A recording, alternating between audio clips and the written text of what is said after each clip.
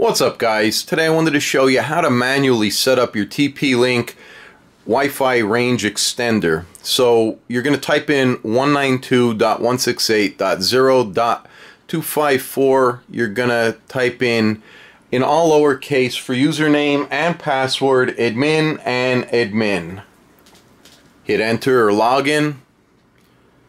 You're going to be logged into the range extender. You're going to be asked to create a new username and new password.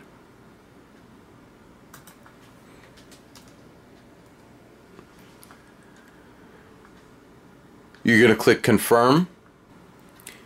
Now we don't want to be in quick setup, so we're going to click the settings tab, and you can see here a list of things. First thing we're going to do is click system tools, and we're going to set our time setting. I'm Eastern Standard Time, so we're going to click that. We're going to click save. I want to enable daylight savings time, so we're going to check that box, click save.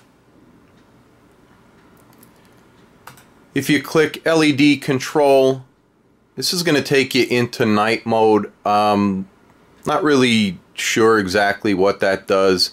In my previous video I showed you how to upgrade the firmware. This backup and restore is very useful. After you set this up manually, you can go ahead and create a backup, and then if you ever reset your device, you can click here, browse, where it says restore, find that file, restore it, and you won't have to go through all of this. You can also do factory restore. Admin account, if you want to change your username and password, here's where you do that, and then you'll click save. Your system log is just a log of stuff. So in here, this just shows a log of info. And then we're going to click advanced settings here, and if you want to do power schedule, you can enable this here and set the time of day, the days, every day, week, and this will do a power off, and then you would click save there. I'm not interested in that. Wi-Fi coverage will allow you to set the range of your extender from minimum to medium to maximum. By default it's maximum, which of course you want. Access control here is where you can blacklist IP addresses, stuff like that. The next thing you're going to want to do is click on network. In here, network, by default, obtain an IP address automatically. You want to leave it on that. Your DHCP server settings, you're going to want to leave that on auto, and that's about it in there. As we click wireless, we click extended wired network, extended network. Right here it's showing you the name and the model of your extender. You can change that if you want to, and I'm going to go ahead and do that. So once you got that name you want, you click save. Once it's saved, you're going to come up to connect to network, and you're going to click wireless scanner. This is going to scan for the networks as it did in quick setup. So over here on your left you see a bunch of radio buttons and then your ID numbers. Well, these are all the networks to the right of this that are available. You find yours, you go ahead, you click on it, and then under host 2.4 gigahertz password, that's going to be the password you gave your router, and you're going to just put that right here and then click save. Once that's saved, we're going to want to come back to system tools, and I want to make a backup, so I'm going to back this up and I'm going to save it. Now you can click reboot.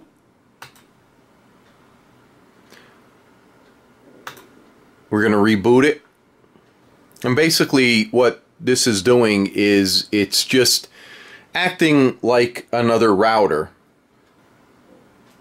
Okay, so once it reboots, you're going to be presented with this screen, and you will not be able to log back into your extender because now your extender becomes part of your router, and that's just the way it is. So we're going to come over here to our networks. You're going to click settings, and then you're going to click your network. And it's going to give you a list of Wi-Fi connections.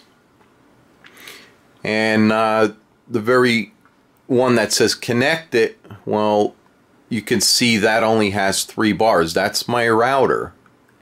Now I have my extender in here. You can see that's getting a good 5 bars.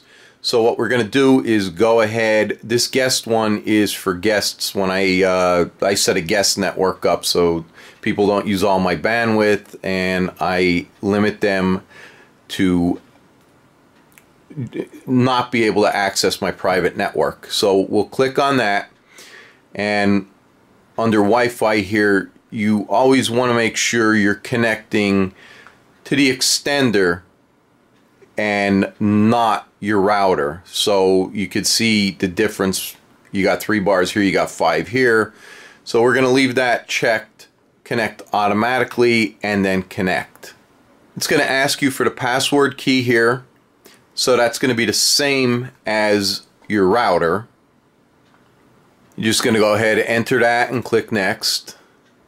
And then it's going to ask you, do you want to find PC devices, etc. on this network? We recommend you do this. You click yes. It's going to click, or it's going to come up verifying. And then right here, it's going to say connect it. And you can see we got 4 bars. We did have 5. And the main network down here only has 3. And for some reason the guest network is showing up as 4. And there we go, we got 5 bars. Okay, so what I want to mention is make sure you unplug your Ethernet cable out of the range extender before you run the speed tests. So what we're going to do is we're going to connect over here to my main router, and I'm about probably 30-40 feet away from it with a bunch of walls in between it. This is the speed test, and you can see the numbers are down around 2 to 4, a little bit over. Okay, so we ended up at 4.68 for download. And then we ended up with 3.23 for upload. Now let's connect to the range extender. And then let's click the test again.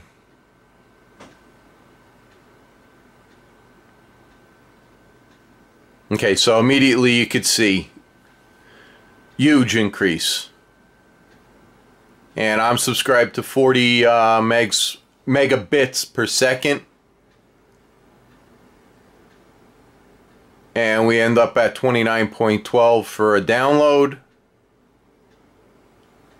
And I know my upload is about 4.3 that I'm subscribed to.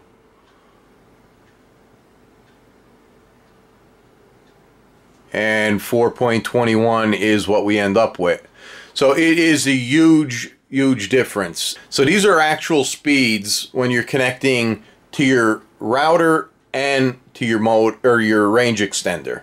So this is the way I would really recommend setting up your range extender opposed to doing the quick setup.